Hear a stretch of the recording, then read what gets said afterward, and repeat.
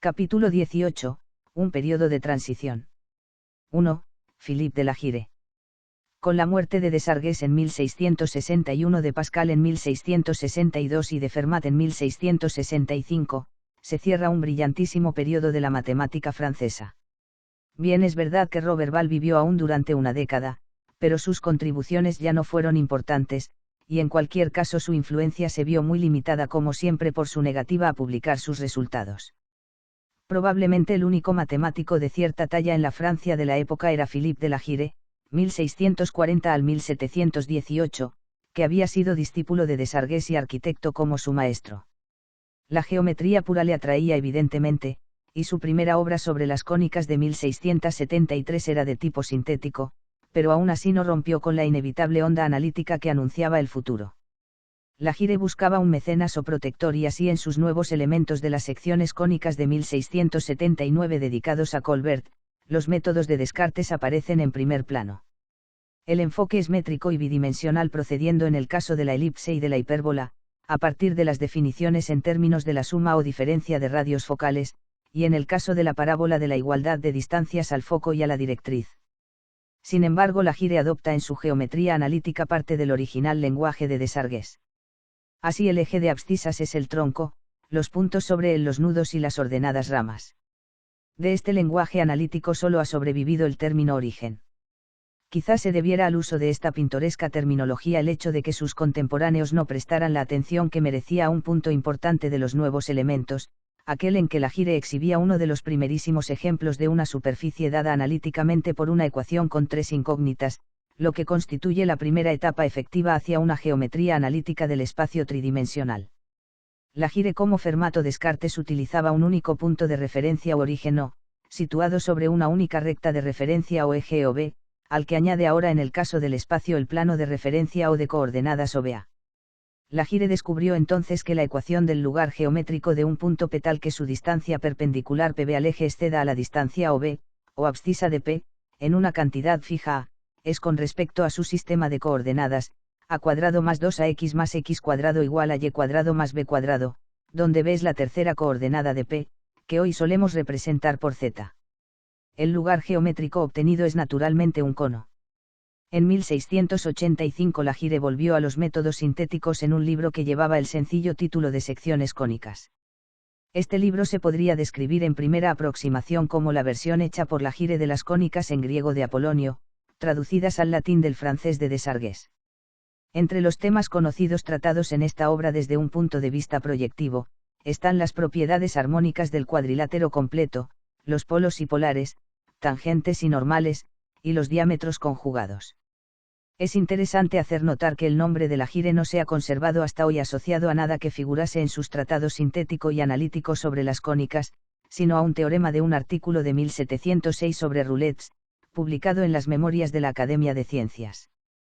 En él demostraba la Gire que si un círculo menor rueda sin deslizar por el interior de otro círculo mayor de diámetro doble, entonces, 1, el lugar geométrico de un punto de la circunferencia del círculo menor es un segmento rectilíneo, concretamente un diámetro del círculo mayor, y 2, el lugar geométrico de un punto fijo interior al círculo menor es una elipse. Como hemos visto en capítulos anteriores, la primera parte de este teorema la conocía ya Nasir-Eddin y la segunda Copérnico. Evidentemente el nombre de la Gire merece ser recordado, pero es una pena que lo haya sido asociado a un teorema que él no fue el primero en descubrir. En cierto sentido la historia ha sido bastante injusta con la Gire. Él fue el primer especialista moderno en geometría tanto sintética como analítica, pero lo cierto es que la geometría se encontraba entonces en un estado de decadencia dentro del panorama general de la matemática, estado del que no se recuperaría durante casi un siglo. 2. George Moore. La Gire no fue el único geómetra de la época que se vio incomprendido. En 1672 el matemático danés George Moore, 1640 al 1697, publicó un libro sorprendente titulado Euclides Danicus, en el que demostraba que cualquier construcción puntual que pueda efectuarse con regla y compás, es decir, la solución de cualquier problema plano, puede hacerse también con el compás únicamente. A pesar de la repetida insistencia de Papus Descartes y otros en la necesidad del principio de parsimonía, muchas de las construcciones clásicas habían violado flagrantemente este principio al utilizar dos instrumentos cuando uno solo era suficiente. Obviamente no podemos trazar una línea recta solo con el compás, pero si consideramos como dada una recta siempre que conozcamos dos puntos distintos sobre ella, entonces decididamente el uso de la regla en la geometría euclídea es superfluo. Los matemáticos de la época prestaron tan poca atención increíblemente a este sorprendente descubrimiento, que la geometría del compás solo sin la regla no lleva ni siquiera el nombre de Moore, sino el de Mascheroni, que redescubrió el mismo resultado 125 años más tarde. El libro de Moore desapareció de una manera tan completa que hasta el año 1928, en que se encontró accidentalmente una copia, gracias a un matemático que curioseaba en una librería de viejo de Copenhague, no se supo que Mascheroni se había visto anticipado en su demostración del carácter superfluo de la regla. 3. Pietro Mengoli. El mismo año en que nacía muerto ya el libro de Moore, Euclides Danicus 1672, se publicaba en Italia otro libro más sobre la cuadratura del círculo, El problema de la cuadratura del círculo, por Pietro Mengoli, 1625 al 1686, un tercer matemático poco apreciado de la misma época. Mengoli era un clérigo que se había formado bajo la influencia de Cavalieri, a quien llegó a suceder en Bolonia, de Torricelli y de Gregory de San Vincent. Continuando en la misma línea su obra sobre los indivisibles y el área bajo las hipérbolas, Mengoli aprendió a atacar estos problemas por medio de un artificio cuya utilidad comenzaba a mostrarse entonces casi por primera vez, el uso de las series infinitas. Mengoli descubrió, por ejemplo, que la suma de la serie armónica alternada, 1 sobre 1 menos 1 medio más 1 tercio menos 1 cuarto más 1 quinto menos etc. es igual al logaritmo natural de 2, y también redescubrió el resultado de Oresme obtenido asociando términos, de que la serie armónica usual no es convergente, teorema que se suele atribuir a Jacob Bernoulli en 1689. Mengoli demostró también la convergencia de la serie de los inversos de los números triangulares, resultado que usualmente se atribuye a Huygens, e intentó sin éxito hallar la suma de los inversos de los números cuadrados y de otras potencias, difícil suma que obtendría Euler casi un siglo más tarde. La cuadratura del círculo incluía también el producto infinito para pi que había dado Wallis unos años antes y que veremos más adelante en este mismo capítulo. El estudio de las series y productos infinitos por Mengoli constituyó una importante etapa hacia el futuro desarrollo de la matemática, pero ninguno de sus compatriotas se mostró dispuesto a seguir este camino abierto por él. 4. Franz van Schooten. Hemos mencionado a tres matemáticos cuya obra no fue apenas reconocida por sus contemporáneos y que trabajaron durante los años 1670. Una de las razones por las que no alcanzaron un reconocimiento adecuado fue la de que el centro del desarrollo matemático ya no estaba situado en sus respectivos países. Francia e Italia, líderes en su día, estaban ya en franca decadencia matemática, y Dinamarca quedó al margen de la corriente principal. Durante el periodo que estamos considerando, es decir, el intervalo entre Descartes y Fermat por un lado y Newton y Leibniz por el otro, hubo dos regiones en las que floreció la matemática de una manera especial. Se trata de Inglaterra y de los Países Bajos. Aquí ya no nos encontramos con figuras aisladas como ocurría en Francia, Italia y Dinamarca, sino con un puñado de eminentes bretones y otro puñado de destacados matemáticos holandeses y flamencos. Ya dijimos que Descartes pasó una veintena de años en Holanda, y su influencia matemática fue decisiva sin duda, para que la geometría analítica echara raíces allí antes que en ningún otro lugar de Europa. En Leiden, Franz van Schooten, 1615 al 1660, había sucedido a su padre en 1646 como profesor de matemáticas, y fue principalmente de la mano del joven van Schooten y de sus discípulos como adquirió la geometría cartesiana un rápido desarrollo. La geometría de Descartes había sido publicada originalmente en francés y no en latín, que era la lengua universal de los intelectuales, y además, como hemos visto, la exposición estaba muy lejos de ser clara, pero ambos obstáculos se vieron allanados al mismo tiempo cuando van Schooten hizo imprimir una versión latina ampliada con aclaraciones y material suplementario en 1649. La geometría por René Descartes apareció en una segunda versión muy ampliada en 2 volúmenes en 1659 al 1661, y nuevas ediciones se publicaron en 1683 y 1695. Así pues, probablemente no resulte exagerado decir que aunque la geometría analítica la introdujo Descartes, quien la puso en funcionamiento fue van Schooten. La necesidad perentoria de introducciones explicativas a la geometría cartesiana se hizo evidente tan pronto, que antes de que llevara un año publicada se compuso, aunque no llegó a publicarse, una introducción anónima escrita por un caballero holandés. Y al año siguiente Descartes recibió y aprobó un comentario más extenso sobre la geometría, escrito esta vez por de Boom bajo el título de Notas breves. En este comentario se explicaban las ideas de Descartes, poniendo gran énfasis en los lugares geométricos representados por ecuaciones simples de segundo grado, de manera muy parecida a como había hecho Fermat en su introducción. De Boom demuestra por ejemplo que las ecuaciones y cuadrado igual a x y más bx, y cuadrado igual a menos 2 de y más bx, y cuadrado igual a bx menos x cuadrado representan respectivamente hipérbolas, parábolas y elipses. Esta obra de Boom se divulgó ampliamente, al ser incluida en la traducción latina de la geometría de 1649 acompañada de otros comentarios escritos por Van Schuten. 5. Jan de Witt. Una contribución más extensa que las que acabamos de comentar a la geometría analítica, fue la que escribió en 1658 uno de los miembros del grupo de Van Schuten, Jan de Witt, 1629 al 1672, el conocido gran consejero de Holanda. De Witt había estudiado leyes en Leiden, pero mientras vivió en la casa de Van Schuten se le desarrolló su afición a la matemática. Llevó una vida muy agitada dirigiendo los asuntos de las Provincias Unidas durante los periodos de guerra en los que se opuso a los proyectos de Luis XIV, y cuando los franceses invadieron Holanda en 1672, De Witt se vio destituido de su cargo por el partido de Orange, y para su desgracia cayó en manos de un populacho enfurecido que lo despedazó vivo. A pesar de que obviamente fue un hombre de acción, encontró tiempo en sus años jóvenes para escribir una obra titulada Elementos de las curvas.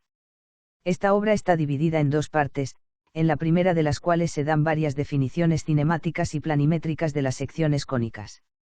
Entre ellas están las definiciones en términos de la razón de distancias foco-directriz, y en particular a él se debe nuestra palabra directriz. Otra construcción de la elipse que presenta De Witt es la que hace uso de dos circunferencias concéntricas con el ángulo excéntrico como parámetro, que no es hoy bien conocida. Hasta aquí el tratamiento es principalmente sintético, pero en cambio el libro 2 hace un uso tan sistemático de las coordenadas que se le ha podido calificar no sin razón como el primer texto de geometría analítica. La geometría de Descartes no era en ningún sentido un libro de texto, y el tratamiento de Fermat no se publicó hasta 1679, mientras que el Elementos de las curvas de Witt apareció formando parte de la edición de la geometría por Renato Descartes de Van Schuten de 1659 al 1661. La finalidad principal de la obra de Witt es la de reducir todas las ecuaciones de segundo grado en X y Y a formas canónicas, por medio de rotaciones y traslaciones de los ejes. De Witt sabía cómo reconocer cuándo tal ecuación representaba una elipse, cuándo una parábola y cuándo una hipérbola según que el llamado discriminante fuera negativo, nulo o positivo. Un año solamente antes de su trágica muerte, De Witt combinó los objetivos del gobernante con los puntos de vista del matemático en su obra Tratado sobre las anualidades de vida, 1671, motivado quizá por el breve ensayo sobre la teoría de las probabilidades que había escrito Huygens. De Witt explica en su tratado lo que hoy llamaríamos el concepto de esperanza matemática, y en su correspondencia con Hud estudia el problema de una anualidad basada en el último superviviente de entre dos o más personas. 6. Johann Hud. En 1656 al 1657 Van Schuten publicó una obra original, Los ejercicios matemáticos, en la que exponía nuevos resultados en la aplicación del álgebra a la geometría. Entre otros descubrimientos se incluían algunos debidos a sus discípulos más brillantes, tales como Johann Hud, 1629 al 1704, un noble que fue alcalde de Ámsterdam durante unos 30 años. Hud sostuvo correspondencia con Huygens y De Witt sobre la conservación de los canales, así como sobre problemas de probabilidades y de esperanza de vida, y en 1672 dirigió la operación de inundar Holanda para bloquear el avance del ejército francés. En 1656 Hud escribió un tratado sobre la cuadratura de la hipérbola por medio de series infinitas, lo mismo que había hecho Mengoli, pero el manuscrito se ha perdido. En los ejercicios de Van Schuten hay una sección escrita por Hud sobre el estudio de las coordenadas de una superficie de cuarto grado, lo que constituye una anticipación de la geometría analítica tridimensional que precede incluso a la que hemos visto de la Gire, aunque está desarrollada de una manera sensiblemente menos explícita. Además, todo parece indicar que Hud fue el primer matemático que utilizó coeficientes literales en una ecuación para representar números reales cualesquiera positivos o negativos. Esta última etapa en el largo proceso de generalización de Viet para la teoría de ecuaciones, apareció en una obra de Hud titulada La reducción de ecuaciones, que también fue incluida en la edición de Van Schuten de la geometría de Descartes de 1659 al 1661. Los dos temas más populares en la época de Hood eran la geometría analítica y el análisis matemático, y el futuro alcalde trabajó en ambos. En 1657 al 1658 descubrió Hood un par de reglas que apuntaban ya de una manera clara a los futuros algoritmos del cálculo. 1.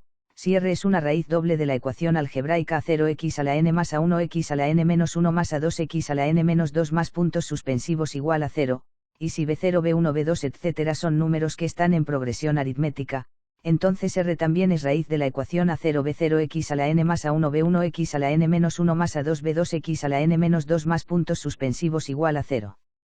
2.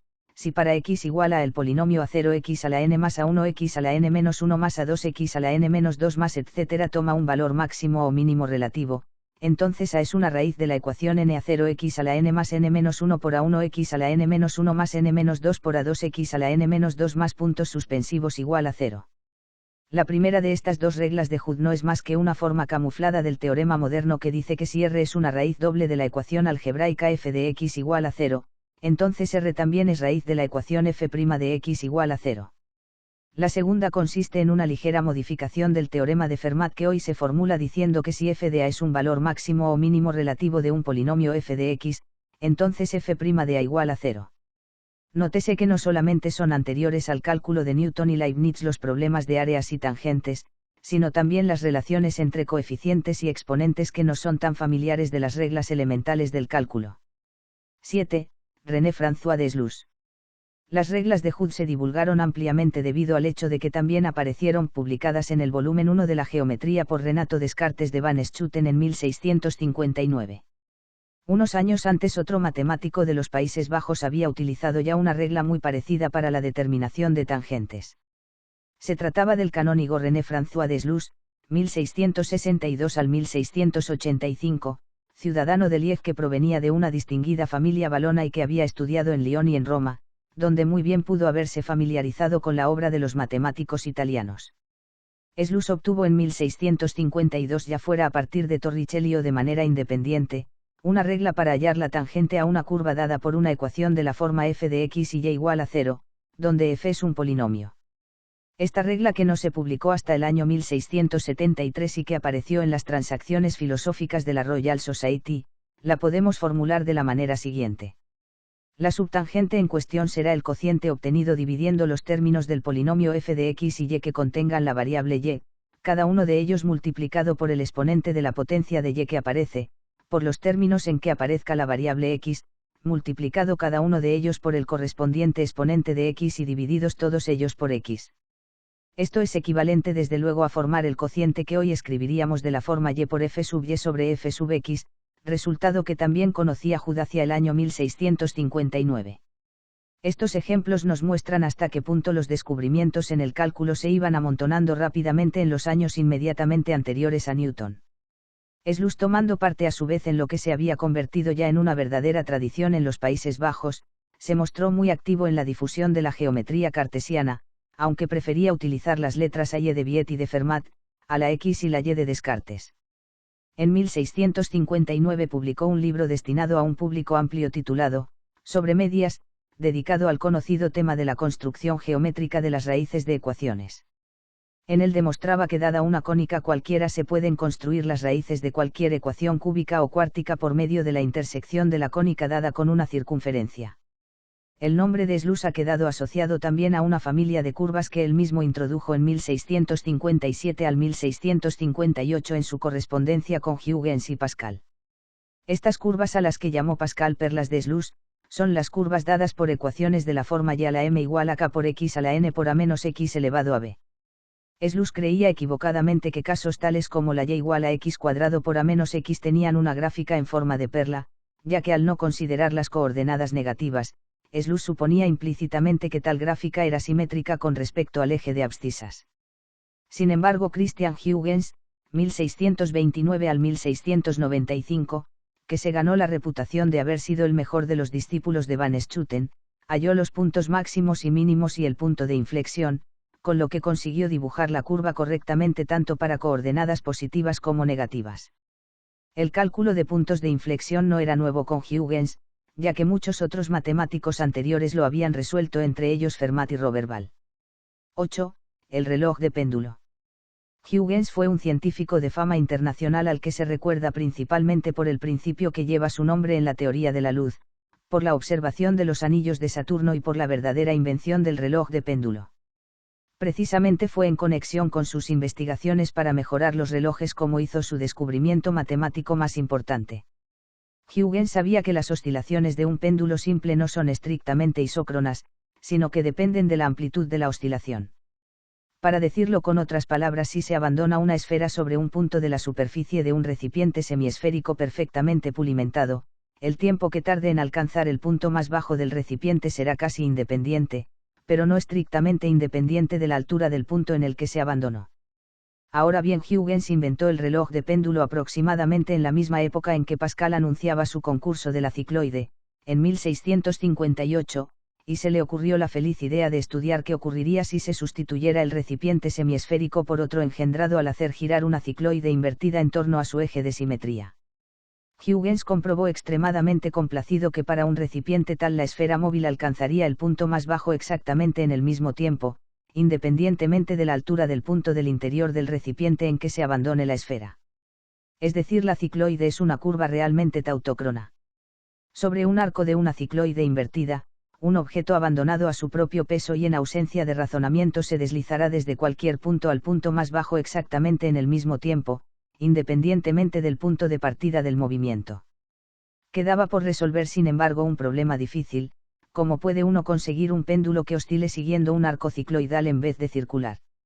En la solución de este problema hizo Huygens otro descubrimiento de una gran belleza: si suspendemos del punto P, que es el punto cuspidal entre dos semiarcos de una cicloide invertida PQ y PK, un péndulo cuya longitud sea exactamente igual a la longitud común de dichos semiarcos, entonces la lenteja del péndulo oscilará describiendo un arco que es un arco de cicloide QSR exactamente de la misma forma y tamaño que el de la cicloide de semiarcos PQ y PR. Dicho en otros términos, si el péndulo de un reloj oscilase entre guías cicloidales, entonces sería verdaderamente isócrono. Huygens construyó varios relojes de péndulo con guías cicloidales, pero descubrió que debido a los rozamientos entre otras causas no funcionaban con más exactitud que los que accionaban las oscilaciones de un péndulo simple ordinario, las cuales son casi isócronas para oscilaciones de amplitud muy pequeña. A pesar de sus escasos resultados prácticos, las investigaciones de Huygens le condujeron a un descubrimiento de gran importancia matemática: la involuta llamada también evolvente de una cicloide es otra cicloide igual o inversamente, la evoluta de una cicloide es otra cicloide igual a ella. Este teorema, así como otros de sus resultados sobre involutas y evolutas de diversas curvas, los demostró Huygens de una manera que podemos considerar como esencialmente arquimediana y fermatiana, tomando puntos próximos y observando el resultado que se produce cuando el intervalo que los separa se anula. Descartes y Fermat habían utilizado este mismo recurso para determinar las normales y tangentes a una curva, y ahora Huygens lo aplicaba para hallar lo que nosotros llamamos el radio de curvatura de una curva plana. Si se hallan las normales a una curva en dos de sus puntos próximos P y Q así como su punto de intersección y, entonces según Q va acercándose a P a lo largo de la curva, el punto variable y va tendiendo a un punto fijo o que se llama el centro de curvatura de la curva en el punto P, y a la distancia o P se la conoce como el radio de curvatura de la curva en P. El lugar geométrico de los centros de curvatura o correspondientes a los puntos P de una curva dada C y constituyen otra curva C que se conoce como la evoluta de la CI, y a cualquier curva CI de la que C sea su evoluta, recibe el nombre de una involuta o evolvente de la curva C. Es inmediato comprobar que la envolvente de las normales AC y es CE, curva tangente a cada una de dichas normales. En la figura la curva QPR es la evoluta de la curva QSR, y la curva QSR es una involuta de la curva QPR. Las sucesivas posiciones de la cuerda según oscila la lenteja del péndulo son las normales a QSR y las tangentes a QPR. Según va acercándose el péndulo a una de sus posiciones extremas a uno u otro lado, la cuerda va enrollándose cada vez más en la correspondiente guía cicloidal, mientras que según desciende la lenteja hacia el punto más bajo S de su trayectoria, la cuerda se va desenrollando. Basándose en este fenómeno, Huygens describía a la cicloide QSR como exevoluzione descriptia, y a la cicloide QPR como la evoluta. 9. Involutas y evolutas. Los conceptos tanto de radio de curvatura como de evoluta de una curva se vislumbraban ya en la obra puramente teórica de las cónicas de Apolonio, pero solo gracias al interés de Huygens por los relojes encontraron al fin ambos conceptos un lugar permanente en la matemática. La geometría analítica fue, como hemos visto, el resultado de unas consideraciones esencialmente teóricas, pero en cambio el desarrollo de la idea de curvatura por Huygens vino motivado por intereses prácticos. La interacción de los dos puntos de vista, el teórico y el práctico, a menudo se muestra muy fructífera para la matemática, como demuestra ejemplarmente la obra de Huygens. Su péndulo cicloidal le sugirió una manera obvia de rectificar la cicloide, resultado que Robert Ball había descubierto antes pero que no había publicado. El hecho de que el arco QS se describa según la cuerda del péndulo va desenrollándose de la curva QP muestra que la longitud del segmento PS es exactamente igual a la longitud del arco QP, y como PS es 2 veces el diámetro del círculo que engendra la cicloide QSR, la longitud de un arco completo de la cicloide es igual a 4 veces el diámetro del círculo generador. De la misma manera, la teoría general de involutas y evolutas condujo a la rectificación de muchas otras curvas, y el dogma peripatético cartesiano de la no rectificación de las curvas algebraicas se cuestionó de una manera más seria. En 1658 uno de los amigos de Huygens, Heinrich van Huret, 1633 al 1660, que formaba parte también del grupo de Van Schooten, descubrió que la parábola semicúbica y cuadrado igual a x cubo se puede rectificar por métodos euclídeos, poniendo fin así a la duda. Este descubrimiento apareció publicado también en 1659 en la Geometría por Renato Descartes de Van Schooten, como uno de los aspectos más importantes de la obra. Este resultado lo obtuvo también un poco antes y de manera independiente el matemático inglés William Neil, 1637 al 1670, así como un poco más tarde y también de manera independiente Fermat en Francia, lo que constituye otro caso sorprendente de descubrimiento prácticamente simultáneo por varios matemáticos independientemente. De todos los descubrimientos matemáticos de Fermat, el único que apareció publicado, aunque no por él directamente antes de su muerte, fue la rectificación de la parábola semicúbica, que suele conocerse con el nombre de parábola de Neil. La solución apareció en 1660 como suplemento al libro Geometría al estilo de los antiguos, tratada en 7 libros sobre la cicloide, de Antoine de la Louver, 1600 al 1664, el cuadrador del círculo que había competido en el concurso de Pascal. Fermat descubrió esta rectificación comparando un arco pequeño de la curva con la figura circunscrita que forman las tangentes en los dos extremos del arco. El método de Van Huret se basaba en la velocidad de crecimiento del arco, que expresaríamos en notación moderna por la fórmula, diferencial de S sobre diferencial de X igual a raíz de 1 más Y' al cuadrado. La rectificación de Neil se basaba en el hecho equivalente, advertido ya por Wallis en su aritmética del infinito, de que un arco suficientemente pequeño de una curva dada es prácticamente igual a la hipotenusa de un triángulo rectángulo cuyos catetos son los incrementos correspondientes de la abscisa y de la ordenada, es decir, en notación moderna lo equivalente a la expresión, diferencial de S igual a raíz de diferencial de X cuadrado más diferencial de Y cuadrado. La rectificación de Neil fue publicada en 1659 por John Wallis en su libro titulado, Dos tratados, el primero sobre la cicloide, el segundo sobre la cisoide. Esta obra apareció pocos meses después que la de Pascal sobre la cicloide, lo que nos revela hasta qué punto había afectado a los matemáticos la fiebre de la cicloide poco antes de la invención del cálculo. Las investigaciones de Huygens sobre las involutas y evolutas no se publicaron hasta 1673, año en que aparecieron en su famoso libro Horologium Oscillatorium. Este tratado sobre el reloj de péndulo es un auténtico clásico que sirvió como introducción a los Principia de Newton, publicados casi 15 años más tarde. En la obra de Huygens se incluía la ley de la fuerza centrípeta para el movimiento circular, la ley de Huygens para el movimiento del péndulo, el principio de conservación de la energía cinética y otros importantes resultados de mecánica. El libro se publicó en París debido a que Huygens, que había estado muy en contacto con la obra de Pascal y de Fermat, se trasladó a París en 1666 como miembro de la recién creada Academia de las Ciencias. Allí permaneció hasta 1681, en que las amenazas de revocación del Edicto de Nantes, que se llevó a cabo efectivamente el año 1685, le impulsaron a abandonar la católica Francia, siendo él, como era, protestante. La muerte de Colbert en 1683 le confirmó en su decisión de no regresar. Anteriormente había visitado Londres y mantuvo a lo largo de toda su vida un profundo interés por cualquier tipo de cuestiones matemáticas, pero muy especialmente por el estudio de las curvas planas de orden superior. En esta línea rectificó la cisoide, estudió las propiedades de la tractriz y demostró que la catenaria es una curva no algebraica, mientras que Galileo había creído que era simplemente una parábola. En 1656 aplicó Huygens el análisis infinitesimal a las cónicas, reduciendo la rectificación de la parábola a la cuadratura de la hipérbola, es decir, al cálculo de un logaritmo. Al año siguiente Huygens se convirtió en el primero que logró calcular el área de un segmento de paraboloide de revolución, el famoso conoide de Arquímedes, demostrando que la determinación de esta área puede conseguirse por métodos elementales. 10. John Wallis.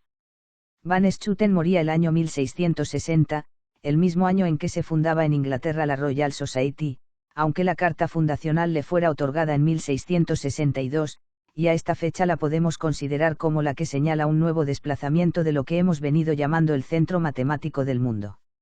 El grupo de Leiden que se había reunido en torno a Van Schooten, iba perdiendo impulso paulatinamente y recibió un duro golpe cuando Huygens partió hacia París en 1666. Mientras tanto se estaba produciendo ya en Gran Bretaña un vigoroso desarrollo de la matemática, desarrollo que se vio impulsado por la creación de la Royal Society, una de las más antiguas organizaciones científicas que todavía existen hoy, aunque la Academia de Lincei fundada en Roma en 1603 parece ser la más antigua.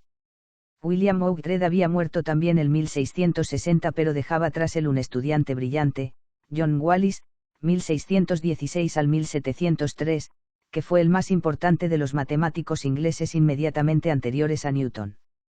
Oughtred, que llegó a ser ministro episcopal, se dedicaba a dar lecciones gratuitas de matemáticas, y Wallis fue uno de los que mejor aprovecharon tales enseñanzas. Wallis recibió también las sagradas órdenes pero dedicó la mayor parte de su tiempo a su profesión de matemático.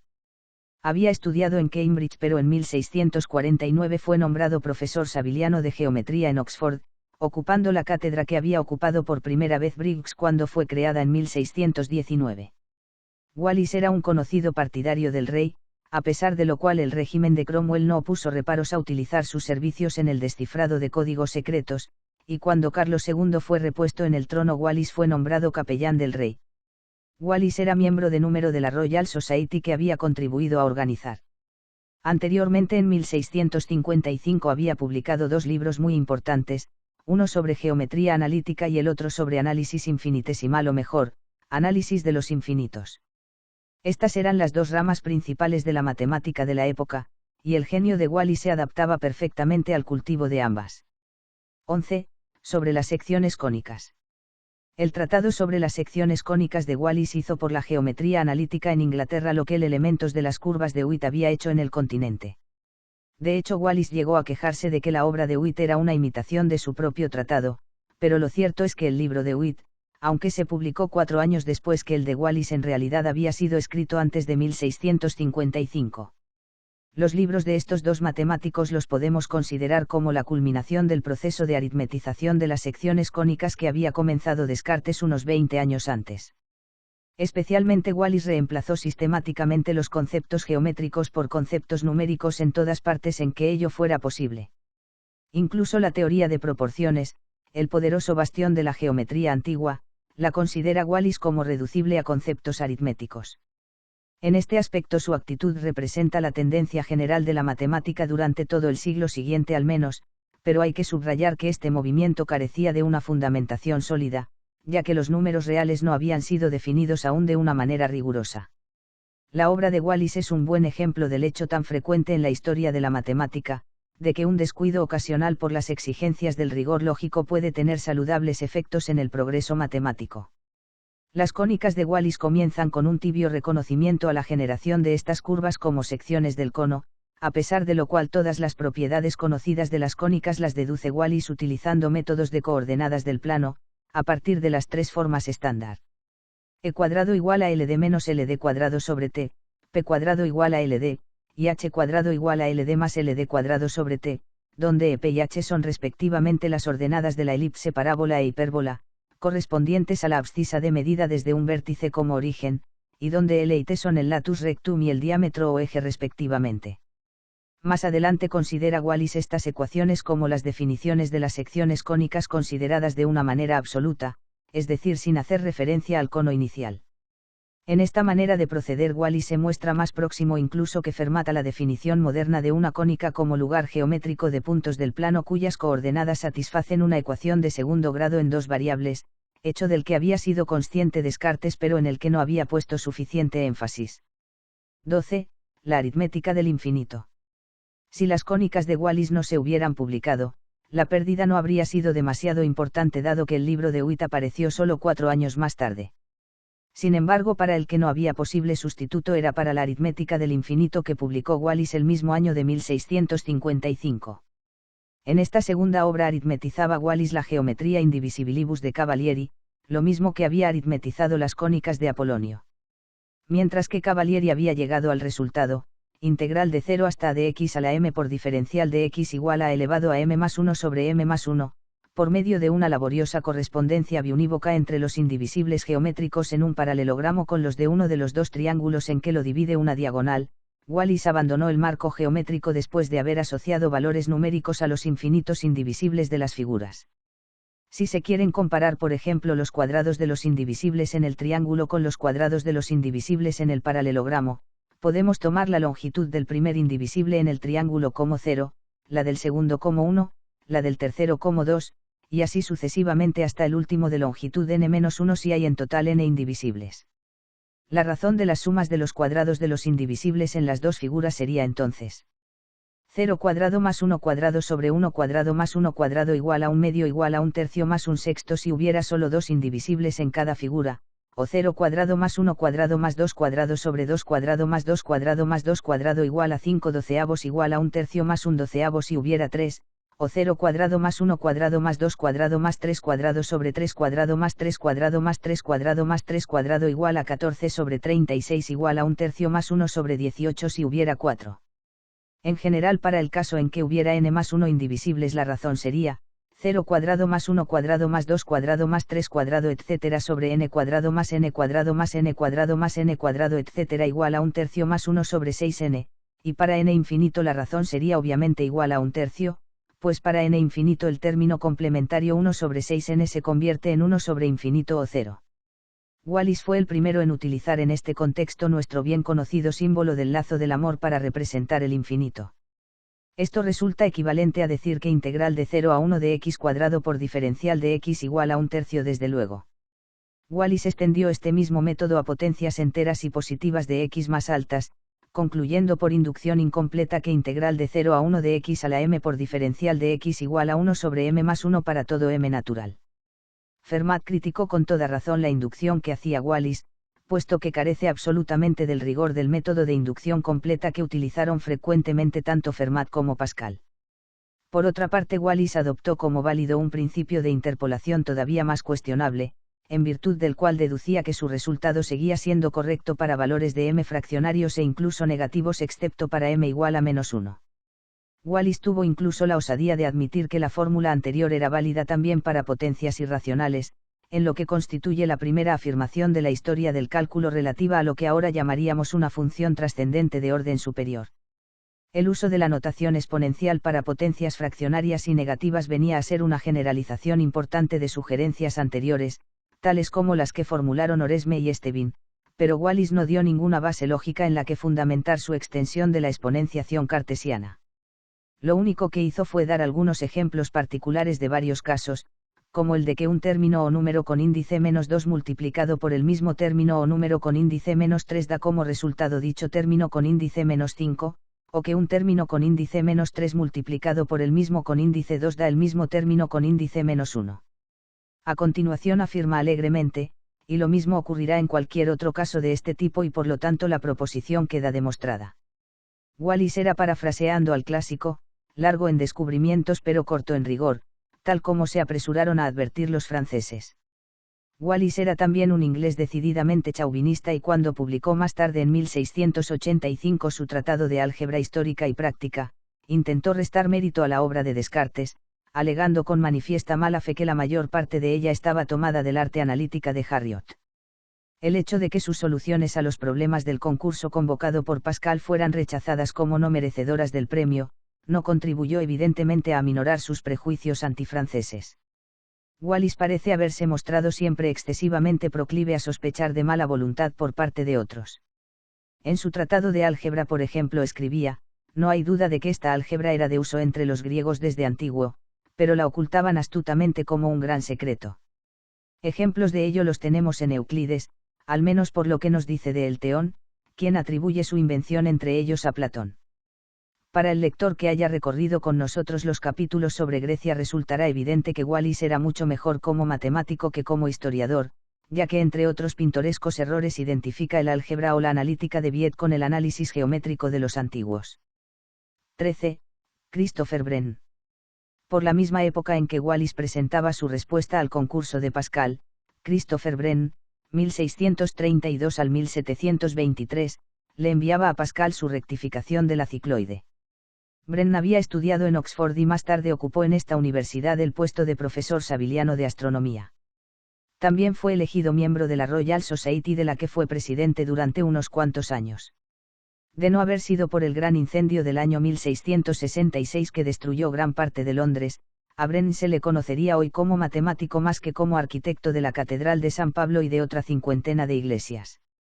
El círculo de matemáticos al que pertenecían Wren y Wallis hacia 1657 al 1658, aplicaba sin duda lo equivalente a la fórmula para la longitud del arco, diferencial de s cuadrado igual a diferencial de x cuadrado más diferencial de y cuadrado, al estudio de curvas variadas, cosechando brillantes éxitos.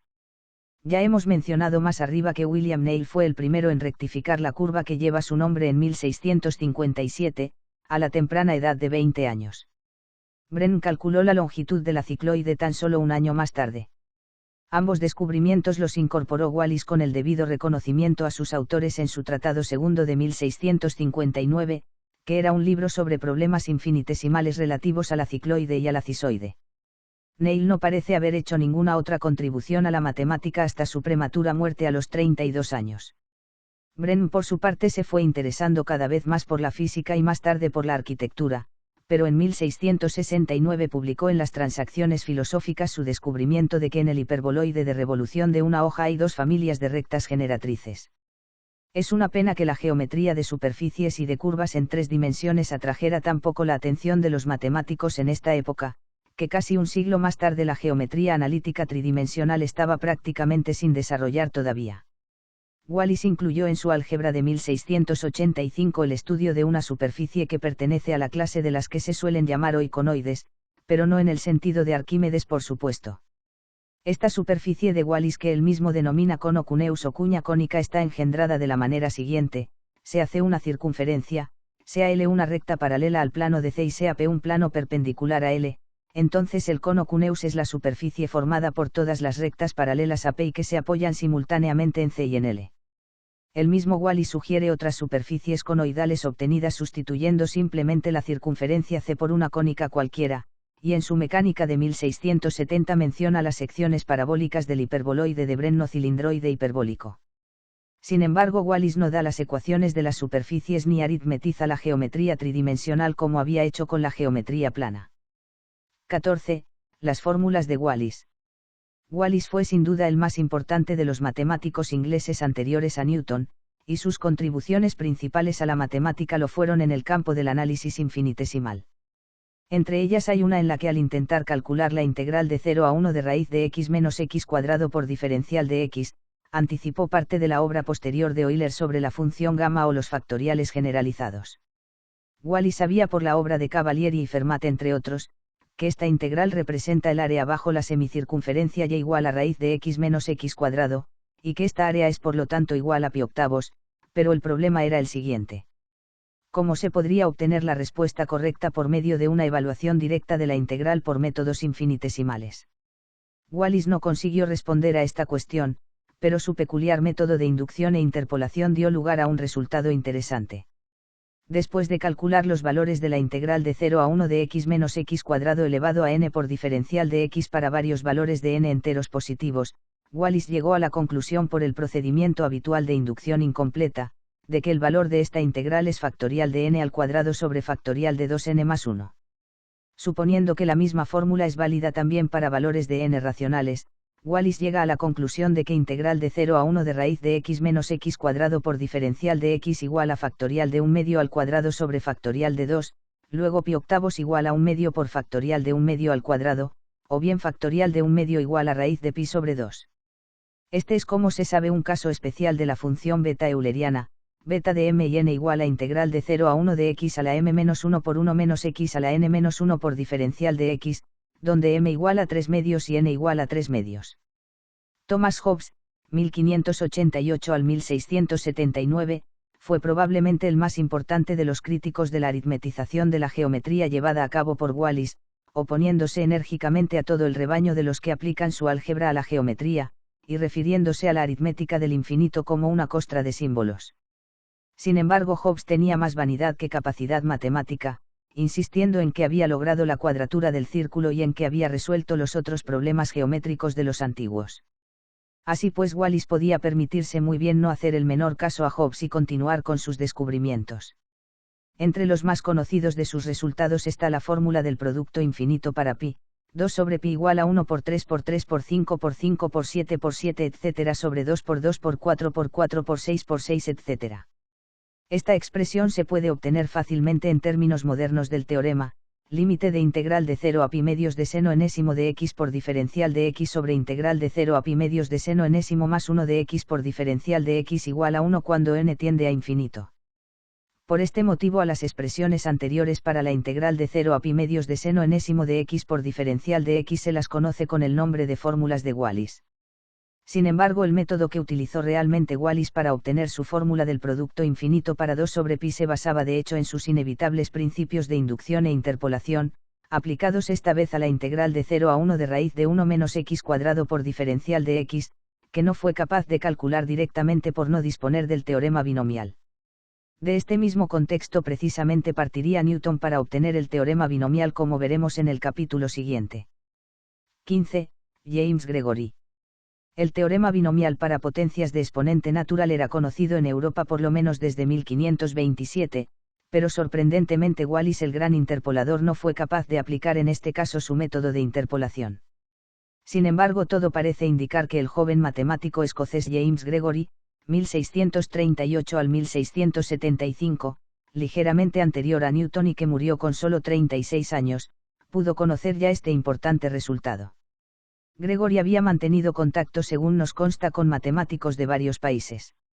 Su tío abuelo Alexander Anderson, 1582 al 1620, había editado las obras de Viet, y James Gregory estudió matemáticas no solo en la escuela en Aberdeen sino también con su hermano mayor David Gregory, 1627 al 1720. Más tarde un rico mecenas lo presentó a John Collins, 1625 al 1683, bibliotecario de la Royal Society. Collins fue para los matemáticos ingleses lo que había sido Mersenne para los franceses de la generación anterior, un verdadero corresponsal extraordinario. En 1663 Gregory viajó a Italia, donde conoció a los sucesores de Torricelli, especialmente a Stefano Angeli, 1623 al 1697. Las muchas obras que escribió Angeli, protegido del cardenal Miguel Angelo Ricci, 1619 al 1682, que había sido un gran amigo de Torricelli, estaban dedicadas casi todas a los métodos infinitesimales, con especial énfasis en la cuadratura de espirales generalizadas de parábolas y de hipérbolas. Gregory estudió con Angeli durante varios años, 1664 al 1668, antes de regresar a Londres, y es probable que fuera en Italia bajo la influencia de Mengoli y de Angeli, donde Gregory cayó en la cuenta de la potencia que muestran los desarrollos de funciones en series infinitas y los procesos infinitos en general. Como consecuencia de ello publicó en 1667 en Padua, una obra titulada Cuadratura del círculo y la hipérbola, que contenía algunos resultados muy importantes en análisis infinitesimal. Por poner un ejemplo, Gregory extendía el algoritmo arquimediano a la cuadratura de elipses y de hipérbolas. Consideraba un triángulo inscrito de área a 0 y un cuadrilátero circunscrito de área a mayúscula 0, y duplicando sucesivamente el número de lados de estas figuras iba construyendo la sucesión a 0 a mayúscula 0 a 1 a mayúscula 1 a 2 a mayúscula 2 a 3 a mayúscula 3 etc., a la vez que demostraba que a n es la media geométrica de los dos términos que la preceden inmediatamente, mientras que a mayúscula n es la media armónica de los dos términos precedentes. Tenía pues así dos sucesiones, la de las áreas inscritas y la de las circunscritas, convergentes ambas al área del sector de cónica en cuestión, y Gregory las utilizó para obtener muy buenas aproximaciones de sectores elípticos e hiperbólicos. Dicho sea de paso, el verbo converger lo utilizó aquí Gregory en este sentido por primera vez. Por medio de este proceso infinito intentó demostrar Gregory sin éxito la imposibilidad de la cuadratura del círculo por métodos algebraicos. Huygens, a quien se consideraba como el matemático más importante de la época, creía que pi se podría expresar algebraicamente, y se produjo una disputa acerca de la validez de los métodos de Gregory. La cuestión de la trascendencia de pi era un problema difícil sin duda, e iban a tener que pasar otros 2 siglos antes de que se resolviese definitivamente y a favor de Gregory. 16. La serie de Gregory. En 1668 Gregory publicó otros 2 libros en los que reunía resultados procedentes de Francia, Italia, Holanda e Inglaterra, así como descubrimientos originales suyos. Una de estas 2 obras, Parte universal de la geometría, se publicó en Padua, y la otra, Ejercicios geométricos, en Londres. Tal como viene a indicar el título del primer libro, Gregory rompe con la distinción cartesiana entre curvas geométricas y mecánicas, prefiriendo dividir la matemática en grupos de teoremas generales y especiales, en vez de atender al carácter algebraico o trascendente de las funciones que intervienen. Gregory tampoco quería distinguir ni siquiera entre métodos algebraicos y geométricos, y por este motivo su obra aparece formulada en un ropaje esencialmente geométrico que no resultaba nada fácil de seguir. Si se hubiera expresado analíticamente, podría haberse anticipado a Newton en la invención del cálculo, puesto que disponía ya prácticamente de todos los elementos fundamentales para ello hacia finales de 1668. Gregory estaba muy familiarizado con los problemas de cuadraturas y rectificaciones, y es muy probable que se diera cuenta de que estos problemas son inversos de los problemas de tangentes. Conocía incluso lo equivalente en términos geométricos de la integral de secante de x por diferencial de x igual a logaritmo natural de secante de x más tangente de x. Descubrió de una manera independiente el teorema binomial para exponentes racionales, resultado conocido anteriormente por Newton pero aún no publicado, y obtuvo a través de un ingenioso proceso geométrico recurrente que equivale a efectuar diferenciaciones sucesivas de una función, el desarrollo en serie de Taylor más de 40 años antes de que Taylor lo publicara. También conocía Gregory los desarrollos en serie de Maclaurin de tangente de x, secante de x, arcotangente de x y arcosecante de x, pero solo una de estas series lleva su nombre y es la correspondiente al arcotangente de x. Gregory pudo haber aprendido en Italia que el área bajo la curva y igual a 1 sobre 1 más x cuadrado desde x igual a 0 hasta x igual a x, es igual al arcotangente de x. Ahora bien, una simple división larga transforma 1 sobre 1 más x cuadrado en la serie 1 menos x cuadrado más x cuarta menos x sexta más x octava menos etcétera, y por lo tanto aplicando la fórmula de Cavalieri se obtiene inmediatamente el resultado, integral de 0 a x de 1 sobre 1 más x cuadrado por diferencial de x igual a arcotangente de x igual a x menos x cubo sobre 3 más x quinta sobre 5 menos x séptima sobre 7 más etcétera. Resultado que aún se conoce hoy con el nombre de serie de Gregory. 17. Nicolaus Mercator y William Broncker. Un resultado muy parecido al de la serie de Gregory fue obtenido al mismo tiempo aproximadamente por Nicolaus Mercator, 1620 al 1687, que lo publicó en su Logarithmotecnia en 1668. Mercator, cuyo verdadero nombre sin latinizar era Kaufmann, nació en Holstein en Dinamarca, pero vivió durante largo tiempo en Londres y fue uno de los primeros miembros de la Royal Society.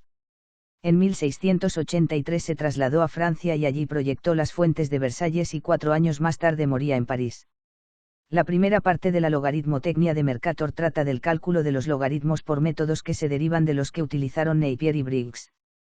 La segunda parte contiene varias fórmulas de aproximación para el cálculo de logaritmos, una de las cuales es esencialmente la que conocemos hoy como serie de Mercator.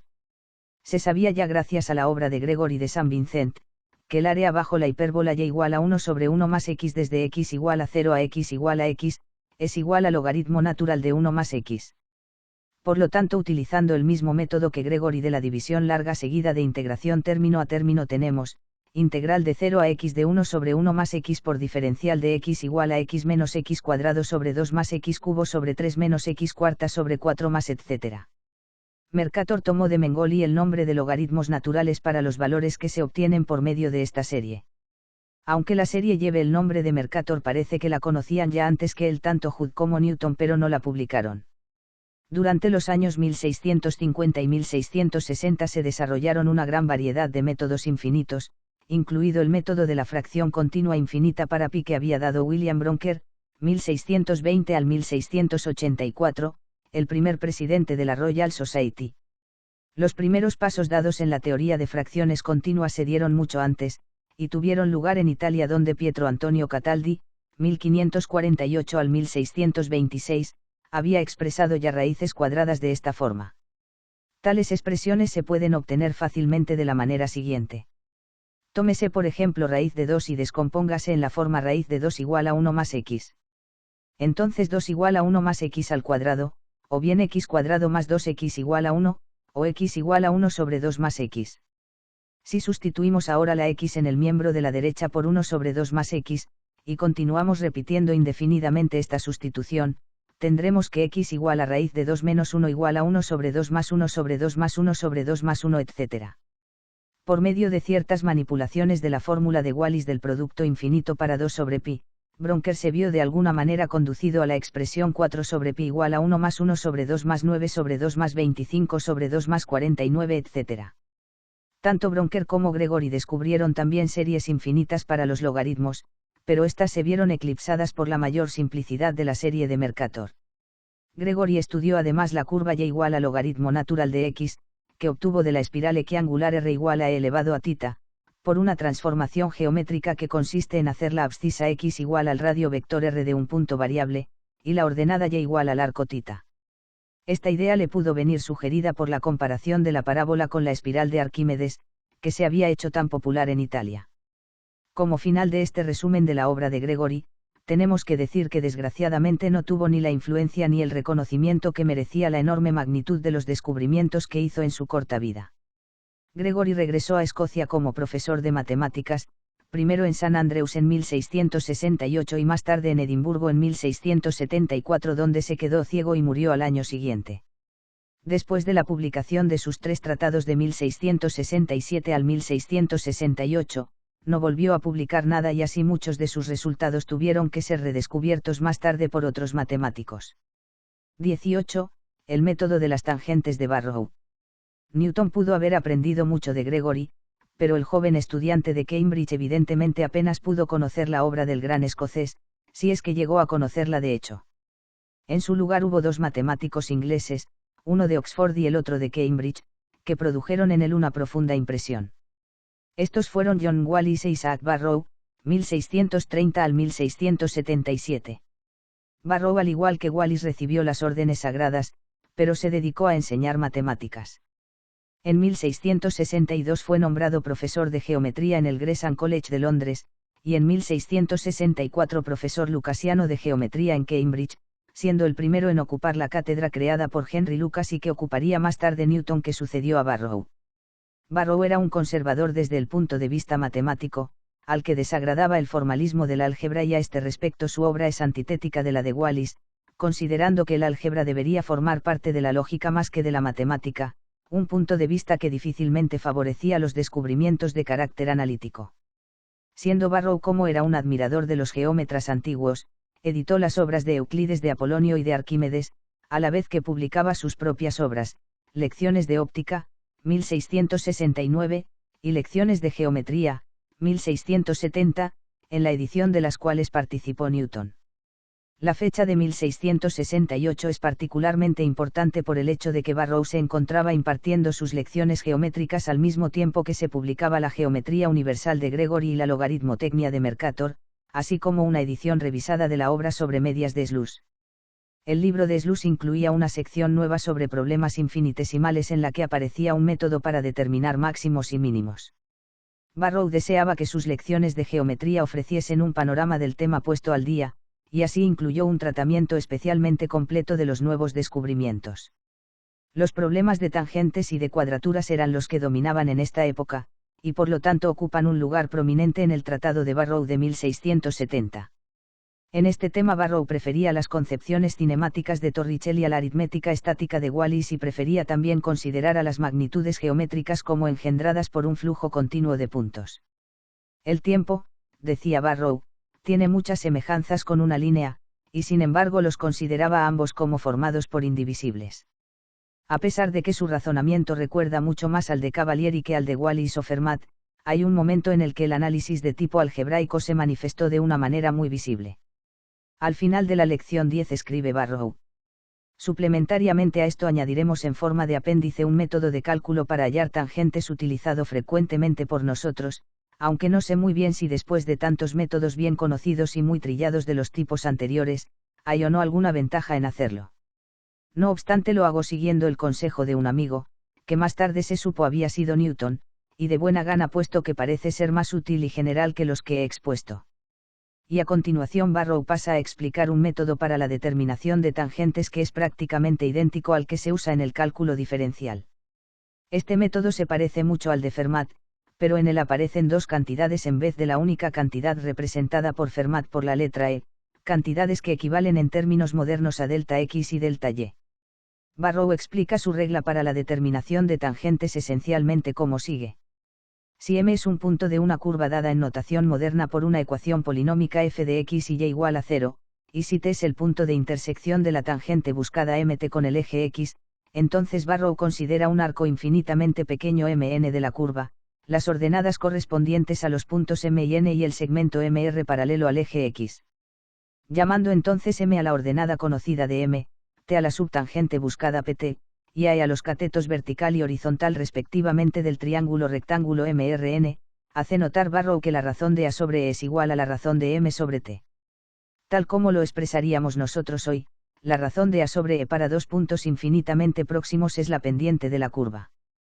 Para hallar esta razón Barrow procede de una manera muy parecida a como había hecho Fermat, sustituye x y y en la ecuación f de x y y igual a 0 por x más e y más a respectivamente, y en la ecuación resultante suprime todos los términos que no contengan a y e, así como todos los términos de grado mayor que 1 en a o en e, y por último reemplaza a por m y e por t. A partir de este resultado puede calcularse la subtangente t en términos de x y de m, y si x y m son conocidos la subtangente t queda determinada y con ella la tangente tm. Según todos los indicios Barrow no conocía directamente la obra de Fermat, ya que no menciona su nombre en ninguna parte, pero los hombres a los que cita como fuente de sus propias ideas incluyen a Cavalier y a Huygens, a Gregory de San Vincent, a James Gregory y a Wallis, y por lo tanto es muy probable que Barrow llegara a conocer el método de Fermat a través de ellos. Huygens y James Gregory en particular hicieron uso frecuentemente de dicho método, y Newton, con quien trabajaba Barrow en estrecho contacto, reconocía que el algoritmo de Barrow no era más que el de Fermat un poco mejorado. De todos los matemáticos que anticiparon fragmentos del cálculo diferencial e integral, ninguno se aproximó tanto como Barrow al nuevo análisis que se avecinaba. Barrow parece haber reconocido claramente el carácter inverso de los problemas relativos a tangentes y a cuadraturas, pero su conservadora adhesión a los métodos geométricos le impidió evidentemente hacer un uso efectivo de esta relación, y sus contemporáneos encontraron sus lecciones de geometría difíciles de entender. Afortunadamente Barrow sabía que Newton mismo estaba trabajando simultáneamente en los mismos problemas, y animó a su joven colega a reunir y publicar sus propios resultados. Barrow fue llamado a Londres en 1669 para ocupar el puesto de capellán del rey Carlos II, y Newton a propuesta de Barrow mismo le sucedió en la cátedra lucasiana en Cambridge. Que esta sucesión fue de lo más afortunada se verá en el próximo capítulo.